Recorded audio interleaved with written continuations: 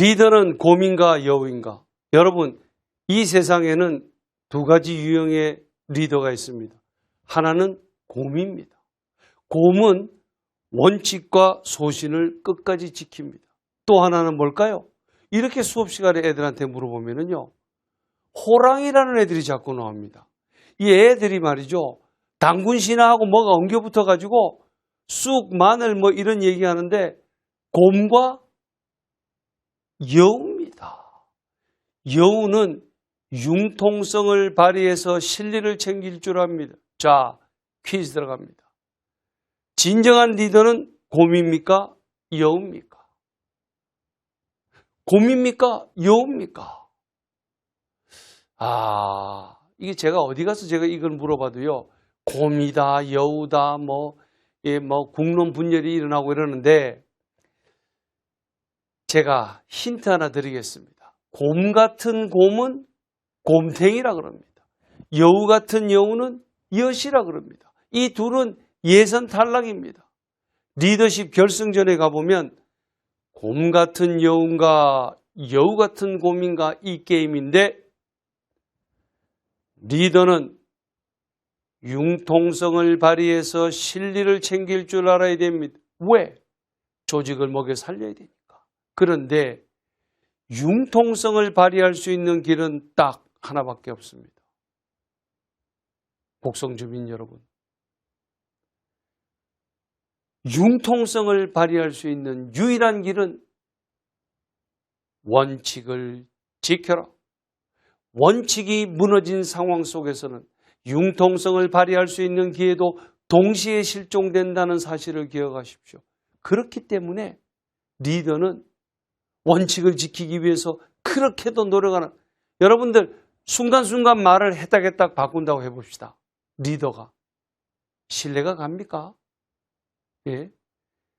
자기한테 손해가 되든 지켜야 될 원칙은 지키려고 무단히 노력하는 리더의 모습을 우리가 지켜볼 때 믿음도 가고 존경도 하게 되지 않겠습니까? 자, 융통성을 발휘할 수 있는 유일한 기회는 평소의 원칙을 지켜놓는 것이다. 원칙이 이미 무너진 상황 속에서는 무슨 융통성을 발휘할 길이 뭐가 있습니까?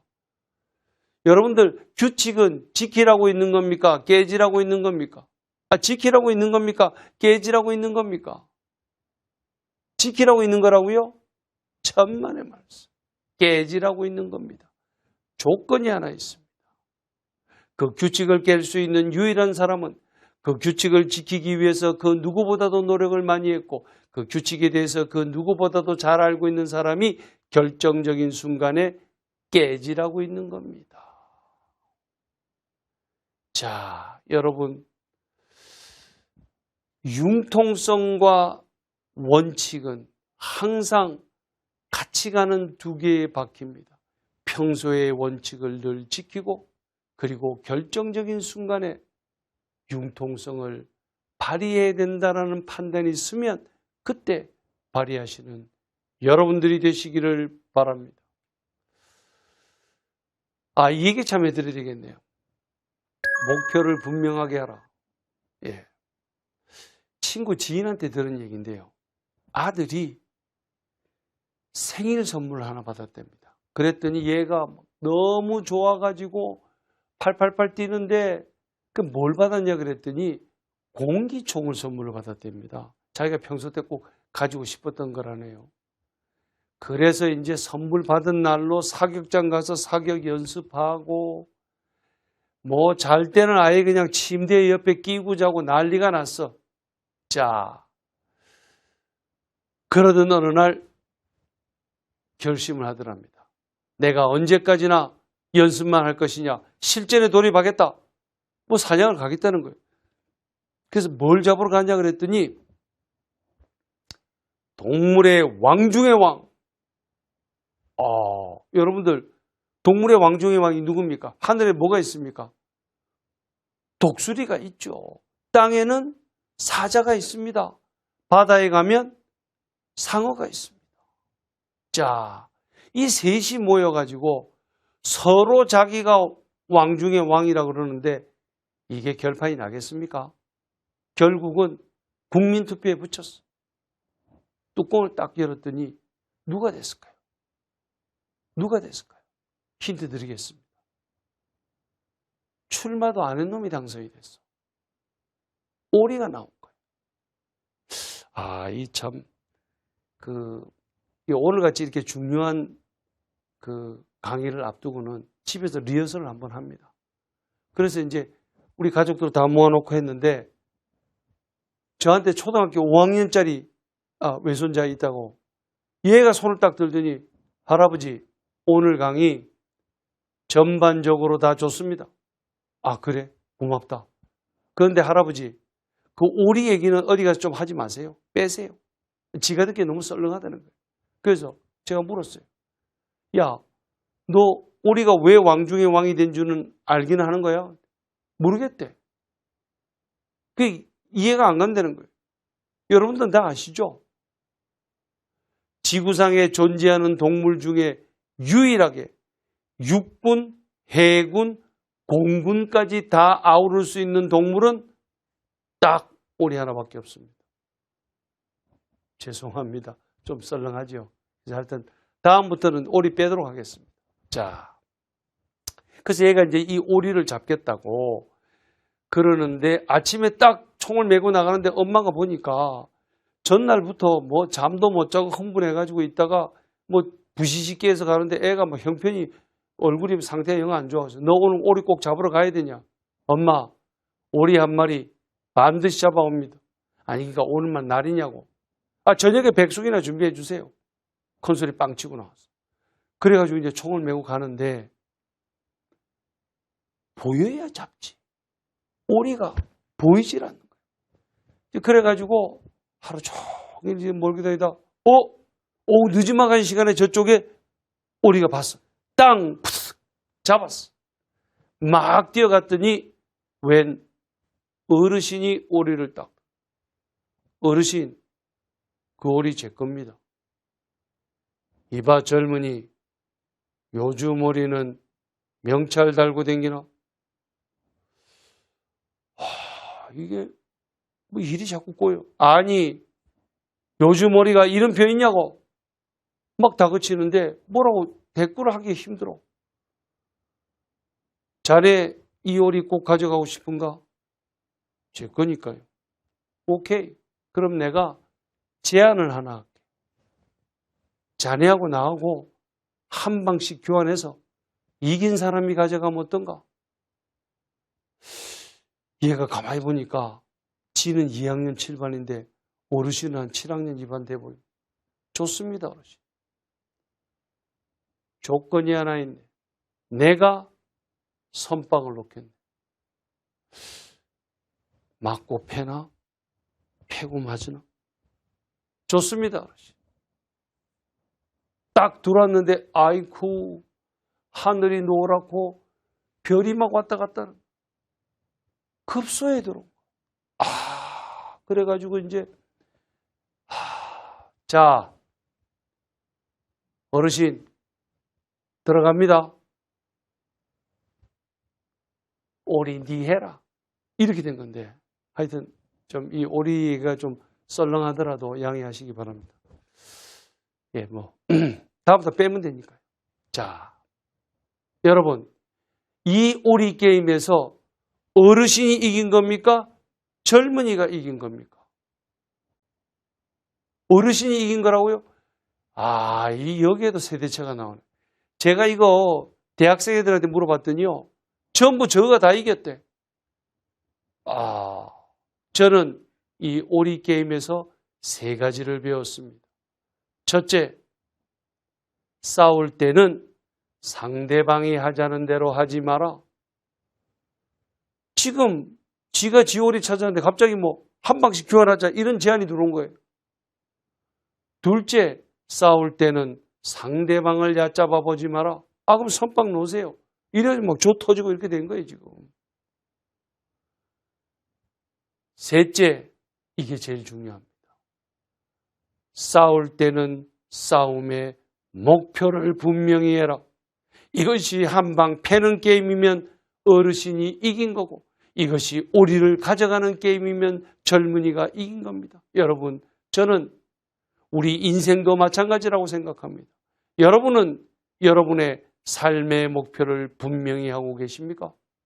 내 삶의 목표를 내가 스스로 분명하게 설정해 놓지 않았을 때는 내가 지금 이기는 중인지 아니면 깨지고 있는 중인지 이 모든 것이 다 불분명해지는 겁니다. 자, 여러분, 삶의 목표를 분명히 하십시오. 이거는 주어진 목표는 없습니다. 내가 내 삶의 목표를 무엇으로 세우느냐가 내 삶의 의미가 있는 건지 없는 건지 이 모든 것을 결정한다는 사실을 기억하십시오. 여러분들 남극을 최초로 정복한 사람이 누군지 아시죠? 그렇죠? 남극을 세계 최초로 정복한 사람은 아문젠입니다. 그러면 두 번째로 한 사람은? 예, 스콧이라고 하는 이름의 영국 탐험가입니다. 아문젠은 15명의 대원을 이끌고 남극 대륙에 도착합니다. 여러 번의 사전 탑사 끝에 과학적인 결론을 내리고 탐험에 임합니다. 첫째, 개가 끄는 썰매를 사용할 것. 둘째, 하루에 5시간 이상 행군하지 말 것. 셋째, 베이스 캠프를 잘 칠 것. 아문젠은 세계 최초로 조국의 깃발, 노르웨이 깃발을 남극에 꽂는 데 성공합니다. 2등이 누군지 좀 전에 얘기 드렸죠. 영국 해군 장교 출신의 스콧이라는 탐험가입니다. 스콧은 75명의 대원을 이끌고 남극 대륙에 도착합니다.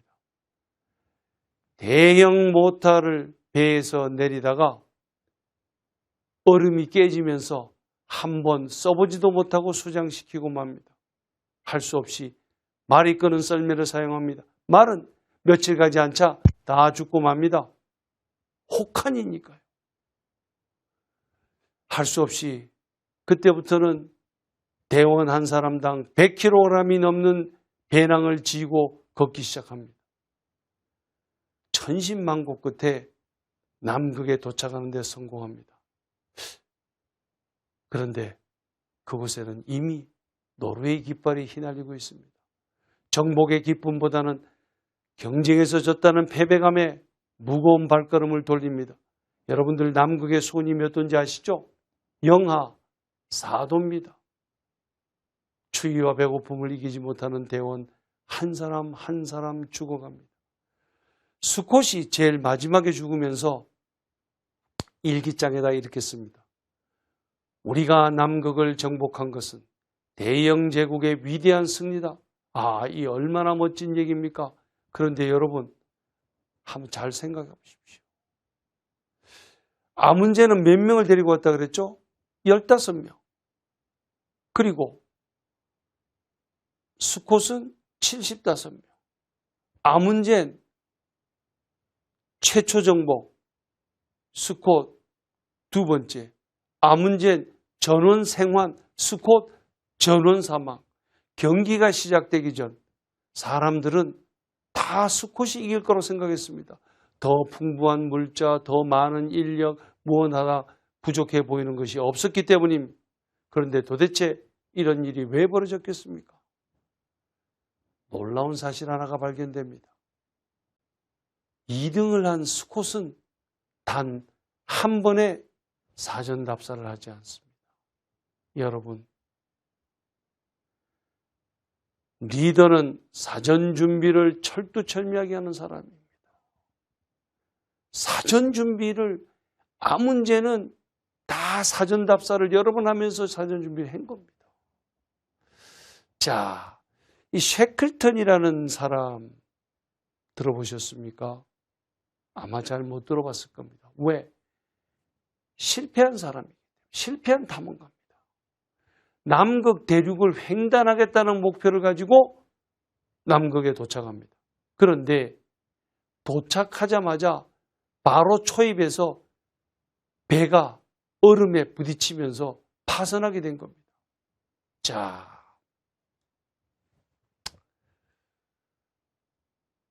파선 직전에 셰클턴이 전 대원들을 가판 위에 불러 모읍니다. 그리고는 이렇게 합니다. 자, 이제 우리는 배를 버릴 수밖에 없다.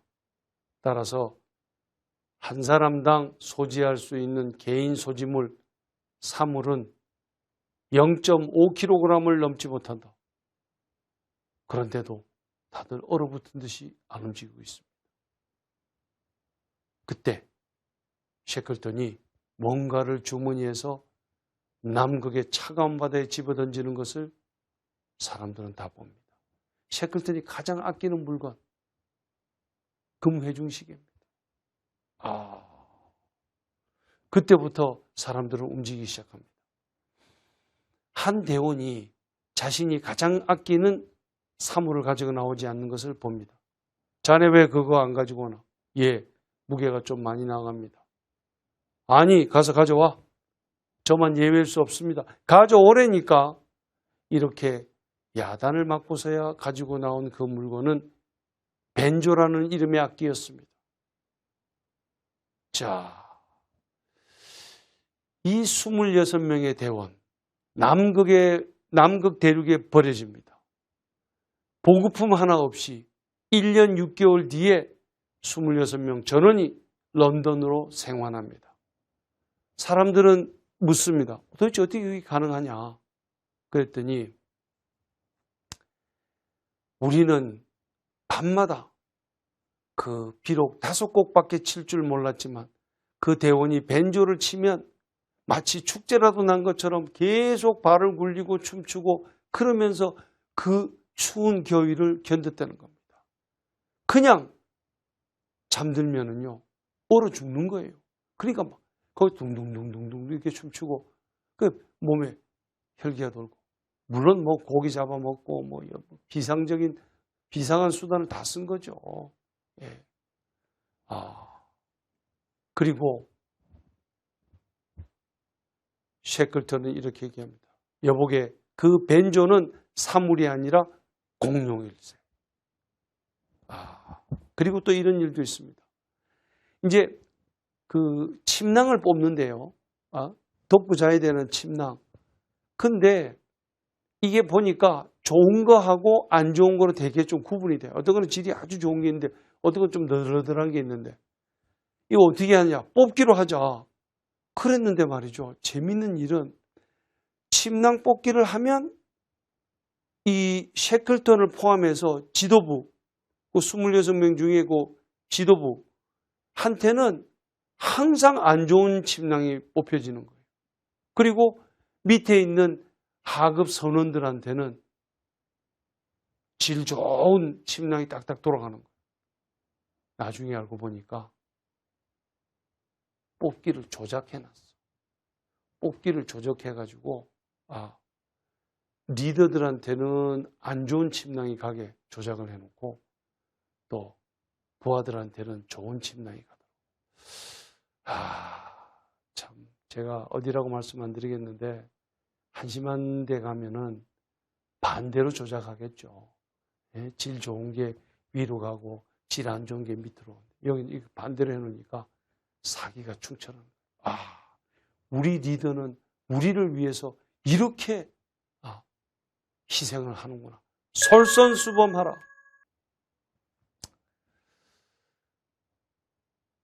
현재를 즐겨라.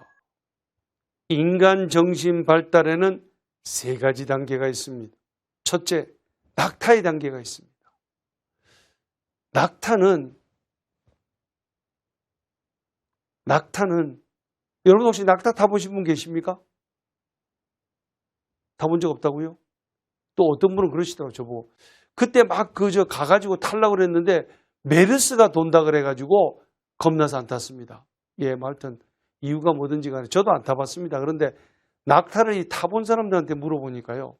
낙타라는 동물이 이게 덩치가 보통 큰 게 아니랍니다. 위에 올라갔더니 밑을 내려다보니까 뭐 현기증이 나고 잘못 떨어졌다가는 어디 다리가 분질러질 것 같다는 뭐 그런 얘기들을 하는데, 이 낙타라는 놈이 소심하게 이를 데가 없습니다. 막 발버둥 치고 난리를 쳐서 가보면은요, 자기 귓구멍에 파리 한 마리 들어갔다고 그 난리를 치고 있는 거예요. 그런데 이 낙타는 주인이 내리는 명령은 무조건 절대 복종입니다. 왜? 주인의 말에 거역하면 죽음만이 기다리고 있다는 사실을 잘 알고 있기 때문에. 아무리 무거운 짐을 지고 아무리 먼 거리를 걸려도 모래 열풍이 불고 앞을 가눌 수 없을 정도로 바람이 불 때도 낙타는 뚜벅 걸어갑니다. 문제가 하나 있습니다. 마음속에는 르상티망, 원한 감정이 쌓여만 갑니다. 왜? 흔쾌히 복종하는 것이 아니고 죽지 못해서, 마지 못해서 복종하는 것이기 때문에 르상티망, 원한 감정이 쌓여만 가는 겁니다. 낙타의 르상티망을 극복하라. 인간 정신 발달 두 번째 단계에 올라가면 이번에는 사자가 나타납니다. 사자는요, 용맹하기가 이를 데가 없습니다. 자신의 주인이라고 할지라도 자유와 권리를 침해하면 대듭니다. 문제가 하나 있습니다. 팀플레이를 할 줄 몰라. 늘 불안하고 고독합니다. 협업하고 서로 같이 어울릴 줄 알아야 되는데 다 그냥 잡아먹고 뭐 혼자서 그냥 완면쇼하고 이러는 겁니다. 사자의 독불장군을 극복하라. 인간 정신 발달 세 번째 단계, 가장 높은 단계에 올라가면 이번에는 좀 뜻밖의 존재가 나타납니다. 누구냐고요? 어린아이가 된. 어린아이는 두 가지 특성을 가지고 있습니다. 애들 노는 거 보면은요, 뭐 조금 전까지 막 티각태각 싸우다가도 금세 또 헤헤 웃고 있어. 과거를 잊어라. 애들은 좀 전에 지금 저 친구하고 티각태각한 거 다 잊어버리고 또 막 노는 거예요. 과거를 잊어라. 과거의 실패도 성공도 다 잊어라. 근데 과거의 팩트는 잊으면 안 됩니다. 팩트는 기억하되 그럼 뭘 잊어버리는 거냐고요? 과거부터 쌓여 있었던 감정을 다 털어내라는 얘기입니다. 과거를 잊으라는 얘기는 팩트를 잊어버리라는 것이 아니라 과거부터 쌓여있던 그 묵은 감정, 왜? 그게 나를 힘들게 만들고 그게 나를 끌어내리고 못 살게 구는 거니까요. 그런데 그 방법은 딱 하나밖에 없습니다. 교훈을 얻어라. 과거로부터 교훈을 얻는 사람만이 그 감정을 잊을 수가 있는 겁니다. 두 번째 특성은요, 애들 노는 거 한번 잘 보세요. 뭐 그냥 아무것도 아닌 거 가지고 몇 시간이고 놀고 있어. 뭐 고무줄 몇 개, 뭐 구슬 몇 개, 그리고 요즘 또 애들 뭐 컴퓨터 이런 거 뭐 게임하고 그런 거 있잖아요. 그 아무것도 아니에요. 그냥 막 거기 노는 거예요. 현재를 즐겨라. 즐긴다고 하는 것은 몰입하는 거고요. 몰입한다는 게 어떤 겁니까? 몰입한다라고 하는 것은 집중하는 거예요. 선택적 집중을 하는 거예요. 집중한다는 게 뭐냐? 100가지 것에 대해서 NO라고 한 가지에만 들고 파는 거예요. 이게 집중하는 겁니다. 어떤 사람들 보면 저는 제 귀에 잡히는, 제 안테나에 잡히는 것은 전부 제 관심 대상입니다. 이 사람 아무것도 집중 안 하고 있는 겁니다. 현재를 즐겨라. Carpe diem. 자, 과거를 잊고 현재를 즐기는 이 어린아이의 상태에 되시기를 바랍니다. 이것이 바로 독일의 철학자 니체가 짜라투스트라는 이렇게 말했다라는 책에서 얘기하고 있는 인간 정신 발달의 세 가지 단계인 겁니다. 여러분들 혹시 멍게 좋아하시는 분 손 들어보시죠. 멍게. 예. 이게 또 원래 호불호가 좀 갈리는 음식입니다. 좋아한다는 사람들은 뭐 향이 산뜻하다, 산뜻하다 뭐 이런 얘기를 하는데 맛이 아주 신선하다. 싫어하는 사람들 물어보면 어우 그 뭐 너무 이 냄새가 심하고 막 씁쓸하고 뭐 이런 얘기는 하여튼 어쨌거나 근데 여러분들 이 멍게에 대해서 얼마나 아시는지 좀 제가 궁금한데 멍게가 뇌가 있습니까 없습니까? 뇌가 있습니까 없습니까? 알겠습니다. 하여튼 뭐 이따 말씀드릴게요. 뇌가 어렸을 때는 물 위에서 떠다니면서 헤엄친다는 사실 알고 계십니까? 얘가요 헤엄을 치고 막 떠다니다가 어느 시점에 되면 바위 틈 하나에 딱 가서 붙으면서 이제 나는 여기서 내 살 길을 찾았다 라고 말하는 순간 엄청난 신체 변화가 하나 발생합니다. 바로 뇌가 없어지기 시작하는 겁니다. 이제 유충 때 떠다니고 할 때는 그 포식자들이 자기를 막 잡아먹을까 막 도망댕겨야 되고 그러니까 이제 머리를 써야죠. 뭐 어디서 자기를 잡으러 오나 뭐 어디로 도망갈까 뭐 그러다가 또 어디에다 내가 안착하는 게 제일 좋을까 하다가 딱 안착하잖아요. 이제는 게임 끝이다. 생각할 게 더 이상 없는 거예요. 생각할 게 더 이상 없는 순간에 뇌가 없어지기 시작하는데 더 충격적인 게 뭔지 아십니까? 지가 지 뇌를 잡아먹어. 단백질로 영양분으로 쓰고 마는 거예요. 그냥 버려버립니다. 여러분 인생 살아오시면서 내가 이제 자식들 다 키우고 나도 이제 좀 평온한 삶을 살아야 되겠다라고 생각하는 순간 그때가 제일 위험한 때인 건지 아시죠? 바로 어쩌면 뇌가 없어지기 시작하는 순간일 수도 있습니다. 생각하면서 살아라. 그렇지 않으면 사는 대로 생각하게 될 것이다. 프랑스 철학자가 한 얘기입니다. 섬뜩한 경고죠. 여러분 생각을 하면서 살아가야 됩니다. 성찰하지 않는 삶은 살 가치가 없다. 너 자신을 알라라는 얘기를 했던 그 소크라테스가 또 한 얘기입니다. 이 성찰한다는 게 뭔지 아십니까? 아니 멍게처럼 뇌를 없애고 살면 안 됩니다. 진짜. 근데 성찰한다는 건 도대체 뭘 하는 거냐? 자기 자신에게 질문을 던지는 겁니다. 나는 누구인가? 나는 좋은 뜻을 안고 살아가고 있는가? 나는 오늘 무엇을 배울 것인가? 나는 누구랑 이 먼 길을 같이 갈 것인가? 라고 자기 자신에게 질문을 계속 던지십시오.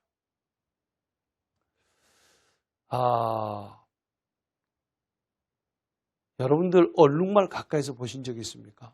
아마도 없으실 겁니다. 어떤 분들은 동물원에 가서 좀 봤다 그런 얘기는 하시는데 가까이서 이렇게 만져보시거나 이럴 수가 없습니다. 왜? 인간이요. 얼룩말을 가축으로 만드는데 실패했기 때문입니다. 근데 이제 이 얼룩말을 스탠포드 대학의 사포르스키라고 하는 교수가 아프리카 사파리에 날아갑니다. 왜? 얼룩말 관찰하려고. 그래서 이제 가서 이제 관찰을 했어. 24시간 쫙 관찰을 했더니 얼룩말의 하루 일과에 대한 특성이 나왔어. 95%의 시간은요. 얼룩말들이 굉장히 평온한 삶을 사는 거예요. 아침에 눈 뜨고 풀 뜯어 먹으러 나가고 또 친구하고 수다 떨고 꼬리 좀 이렇게 흔들고 그리고 또 저쪽 가서 싸고 가서 자고 깨고 먹고 떠들고 싸고 자고 이 계속 지루할 정도의 루틴한 일들만 계속 반복하고 있었습니다. 그런데 하루에 5%, 약 1시간은 좀 달랐습니다. 얘들이요, 사자가 나타나면 극도의 경계 상태에 들어갑니다. 그래가지고 왜? 생각해 보십시오. 생과 사의 갈림길에 서는 거예요. 사자들이 또 막 이러고 또 숲속에 숨어있다 왕 하고 얼마나 놀라겠습니까? 예? 까딱하면 죽는 거예요. 그러니까 막 이리 뛰고 저리 뛰고 막 또 사자가 또 절로 갔더니 또 저쪽에 또 사자가 나타나고 막 저거들끼리 이렇게 막 포위해가 꼬질 않나. 그 한 1시간 동안은요, 생과 사의 갈림길에서 얼룩말들이 지냅니다. 여러분들 만약 사람이 이랬으면은 어떻게 될까요? 사람이 이렇게 되면은요, 매일 1시간을 생과 사의 갈림길을 왔다 갔다 한다면 전부 위궤양 다 걸립니다. 제가 어디 가서 특강 말씀드렸더니 한 분이 교수님, 안 그래도 제가 사업하다가 장사하다가 너무 힘들어가지고 암이 걸렸습니다. 위암이 걸려가지고 이제 겨우 지난달로 5년이 지났습니다. 그런 얘기를 하는 걸 봤는데 정말 힘들죠. 그런데 얼룩말 중에 위궤양 걸린 얼룩말이 있을까요, 없을까요? 단 한 마리도 안 걸렸습니다. 왜 그럴까요? 잊어버리는 거예요. 까먹는 거예요, 얘들이. 팩트를 까먹는다고요? 사자가 어제 나타났다는 팩트를 까먹고 오늘 나간다고? No. 사자는 언제든지 나타난다는 팩트는 얘들은 알고 있습니다. 그럼 뭘 잊어먹습니까? 말씀드렸죠. 그때 이거 공포감, 두려움, 당황함, 이런 감정들은 그냥 매일매일 까먹는 거예요. 그날 지나면 지나간 거예요. 팩트는 기억하고 교훈은 얻고 감정은 잊어버려요. 이게 현재를 즐겨라. 니체라는 독일의 철학자가 자라투스트라는 이렇게 말했다는 책에서 우리에게 주는 메시지입니다.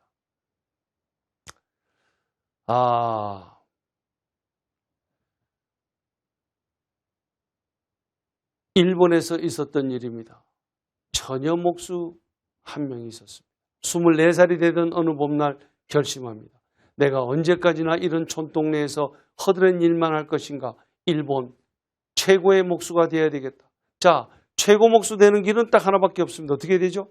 그죠? 최고의 목수를 찾아갑니다.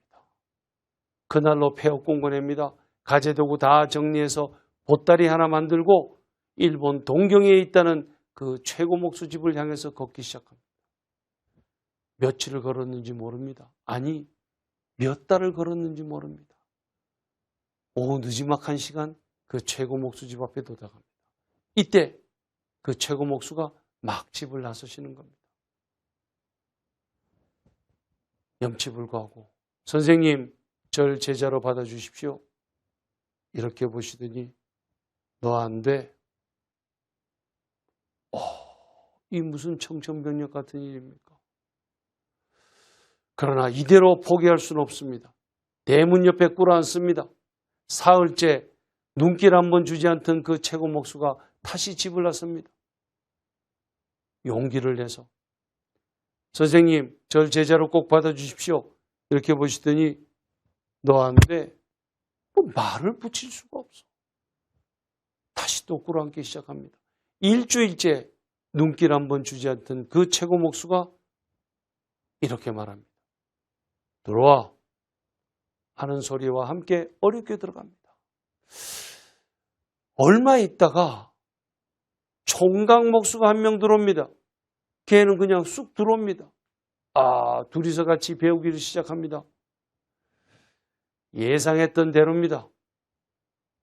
총각 목수는 대패 바람소리 쌩쌩 납니다. 통나무 이따마는 거 번쩍번쩍 드러나랍니다. 처녀 목수는 뭐 하나 제대로 하는 게 없어. 손 비이고 다리 비이고. 그러던 어느 월요일 날 조회를 합니다. 1년 반이 지난 시점입니다. 총각 목사가 손을 듭니다. 뭐야? 그동안 큰 가르침 주신 거 감사합니다. 전 그만 가보겠습니다. 그래? 잘 가? 쑥 나갑니다. 다시 혼자가 됩니다.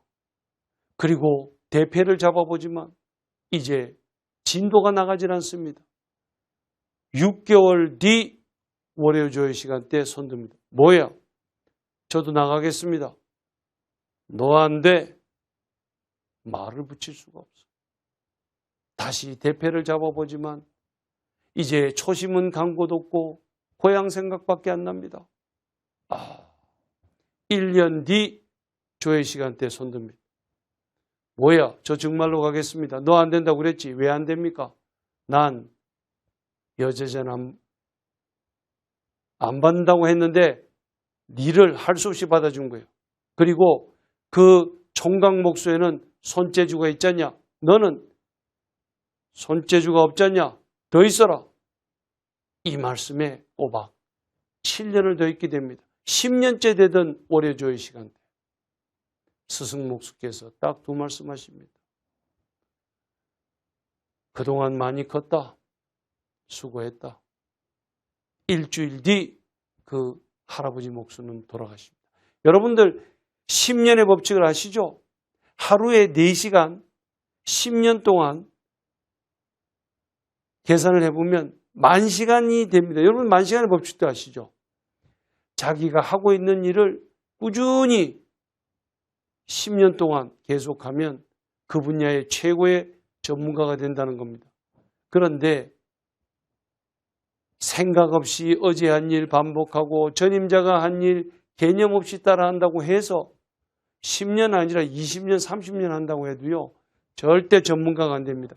머릿속으로 이 생각 하나를 하셔야 됩니다. 어떻게 하면 내가 현재 하고 있는 이 일을 좀 더 잘할 수 있을까? 그 생각을 하면서 하셔야 됩니다. 아시겠죠? 예. 항상 어떻게 하면 내가 하고 있는 일을 좀 더 잘할 수 있을까? 그 생각을 하시면서 자기가 하고 있는 일을 계속하십시오. 자, 여러분, 오늘 우리는 많은 것을 배웠습니다만 압축해서 말씀드리면 이렇게 정리됩니다. 오늘 나는 무엇을 배울 것인가? 나는 누구랑 이 먼 길을 같이 갈 것이냐? 그리고 어떻게 하면 내가 하고 있는 이 일을 좀 더 잘할 수 있을까? 이 질문을 자신에게 끊임없이 던지는 성찰을 하시면서 이 세상을 살아가시는 여러분들이 되시기를 바랍니다. 곡성 주민 여러분, 지금 코로나 시대에 얼마나 힘드십니까? 대한민국이 몸살을 전 세계가 끙끙 앓고 있습니다. 이럴 때일수록 할 수 있다. 나는 배울 수 있다. 라는 자세로 살아가시는 우리 곡성 주민들이 되시기를 바라면서 이것으로 제 강의를 이 지극히 최근 현상인데 제 강의가 끝나면 열광적인 박수가 나옵니다. 심지어 함성도 지르고 그러는데 왜 그러시냐 그랬더니 자신도 주체할 수 없는 뜨거운 그것이 뭉클어 올라왔다 라고 하는데 인류 학생들일수록 뜨거운 것이 많이 올라온다는 빅데이터를 가고 있습니다. 자, 여러분들 하시는 일에 성공과 행운이 따르기를 바라면서 제 강의를 모두 마치도록 하겠습니다. 수고했습니다.